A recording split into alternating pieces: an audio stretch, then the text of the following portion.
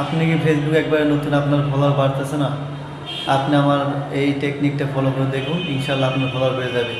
আমার এই ভিডিওটা সম্পূর্ণ দেখবেন মনোযোগ দিয়ে। প্রথমে আমাদের ফেসবুকে লগ ইন করতে হবে।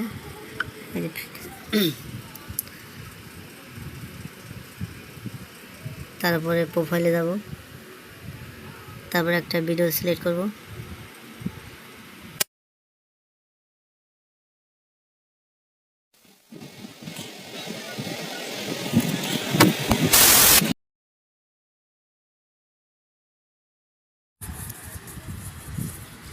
তারপরে কর্নারে লাইকে টিপ দেব।